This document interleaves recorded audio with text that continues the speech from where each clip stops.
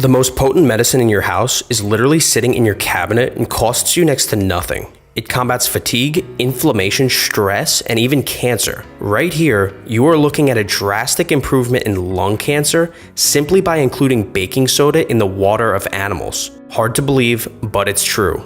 Baking soda was able to reduce circulating cancer cells, improve survival, and shrink tumors. Baking soda also prevented the deathly spread of cancer, known as metastasis. Baking soda added to the drinking water in this experiment completely prevented prostate cancer in 70% of animals and left the rest with minimal signs of cancer, cutting the total tumor cell load down to almost nothing. Here's another study showing that literally injecting baking soda into a breast tumor shrinks it and improves it in every measurable way in animals within an hour. One 79-year-old man with worsening kidney and liver cancer was fed up with his doctor's orders, rejected conventional cancer treatment, and instead took 3 heaping tablespoons of baking soda per day. 6 years later, his cancer had shown no signs of further progression, his weight remained stable, and his quality of life improved, reportedly walking 2 miles every day. Beyond cancer,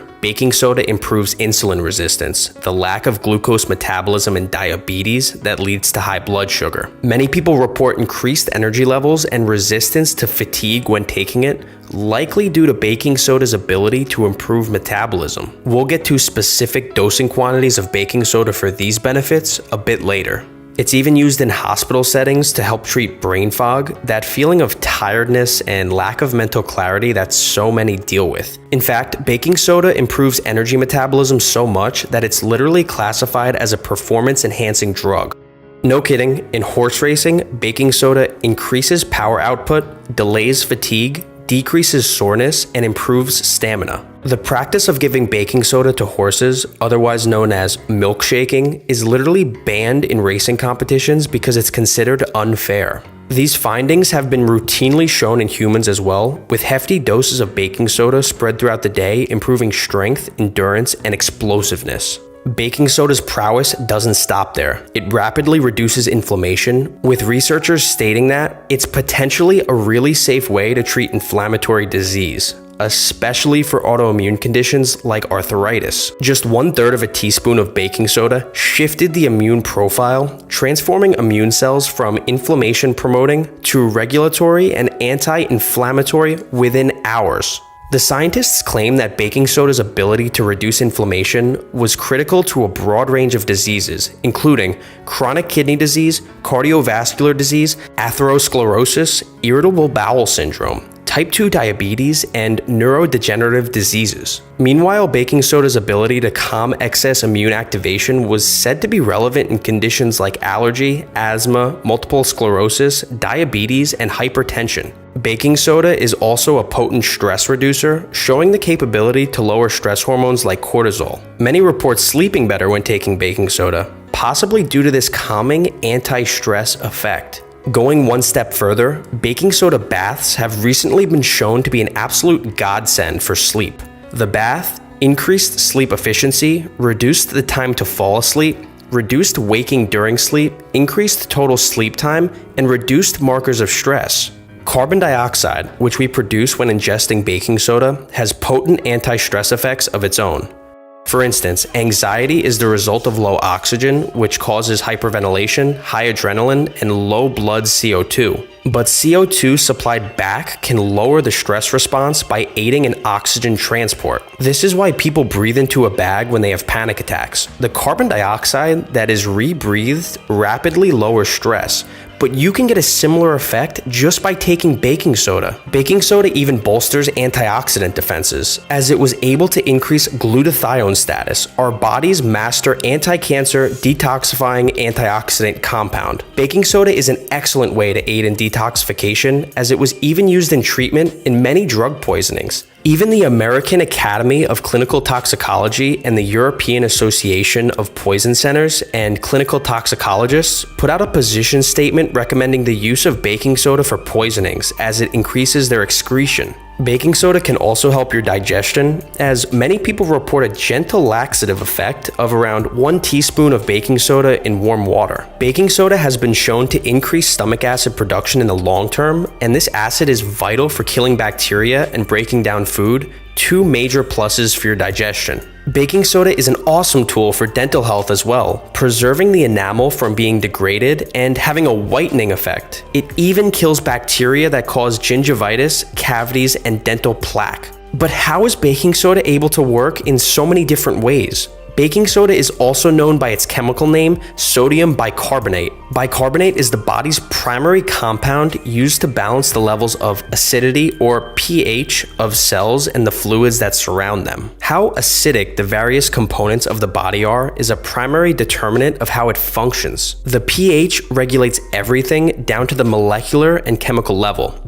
It influences how fast enzymes work, how proteins fold, how our hormones signal, and how our metabolism functions. I can attest to this working in biomedical research myself. Anytime someone didn't properly pH a reagent, you'd literally have to restart the entire experiment because it completely messes up how an animal, organ, or cell will function. There's a reason why acids and bases is one of the first things they teach you in high school chemistry. It doesn't get more fundamental than that. This acidity has a few main sources, but the primary one is lactic acid, which is produced from the incomplete metabolism of glucose or carbohydrate. This metabolic glitch was characterized about a century ago by Nobel Prize-winning scientist Otto Warburg as being the prime cause of cancer. Any carcinogen you can think of works at least in part by impairing the breakdown of carbohydrate into carbon dioxide and instead forming lactic acid. High extracellular acidity is a prime contributor to cancer, and bicarbonate, otherwise known as baking soda in the sodium-linked form, is our body's way of reducing this acidity.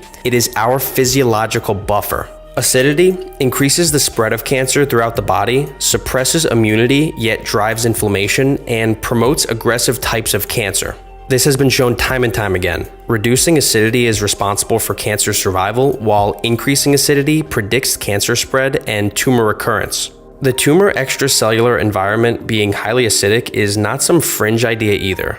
Again, as a PhD student in biochemistry at a major university, we were taught in our cancer biology class that the tumor microenvironment is hypoxic, meaning it lacks oxygen, and this goes hand in hand with it being highly acidic. Pharmaceutical companies are now trying to target this mechanism with new drugs, but the ultimate way to buffer this acidity has been hiding in plain sight this whole time.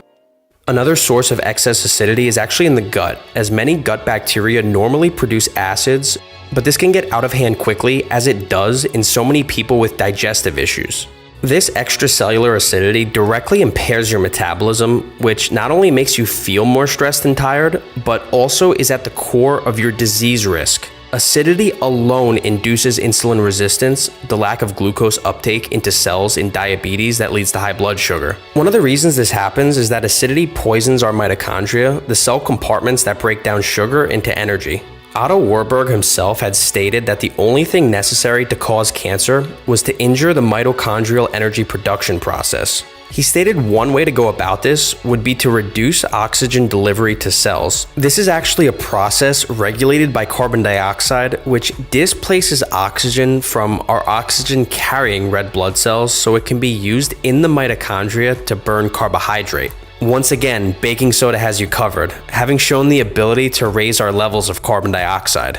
Acidity also has a key effect on our immune system, as it is high in autoimmunity and allergies, promotes pro-inflammatory pain mediators, and dampens immunity against pathogens. Yet baking soda is there to remedy the issue, acting as an anti-inflammatory. It also acts as an anti-stress substance. Two of our primary classes of stress hormones, the glucocorticoids, including cortisol, and the mineralocorticoids, reduce our systemic acidity. But baking soda does that for you, which gives it the power to reduce cortisol and mineralocorticoids like aldosterone, and subsequently opposes feelings of anxiety, restlessness, heart pounding, and hyperventilation. Excess acidity can also impair your detoxification capacity. The blood, kidneys, and urine must be at a certain level of acidity to detoxify properly. Alkalinizing agents like baking soda can help restore proper detoxification homeostasis. Now, how would you go about taking it? Well, it's obvious that baking soda can be a Swiss Army knife for your overall health, but if you really want to take your wellness to the next level, you'll want to join Prism. Our team will provide an in-depth analysis of your health to individualize a plan that best suits your goals, whether it's fat loss, improving digestion, sleep, stress, libido, or preventing disease. Click the top right of the screen here or the link in the description for your first free call to learn more. There's a pretty broad range of doses of baking soda depending on the use. I think starting at half a teaspoon, 3 grams, dissolved in water, and working your way up slowly is a good option. At this low dose, there's a good chance for a positive effect with minimal risk. In athletes, the dose goes up to as much as 25 grams or 1.5 tablespoons. Cancer patients have used even more. If you're gonna go that high, I would definitely split it up into multiple doses. Too much at once, or even in general, can cause loose stools or even diarrhea. Take it away from meals as it will temporarily lower stomach acid. You also can overdo it and become too alkaline, so I would definitely start low and go up as needed. You can even get some urinary pH strips to ensure this doesn't happen if that's a concern for you. Baking soda is an affordable, low-risk, and potentially highly effective remedy for various conditions and goals. On this channel, we explore these fascinating, timeless solutions and blend them with the modern research. Don't let them fool you. Subscribe to our channel for more exciting videos like this one.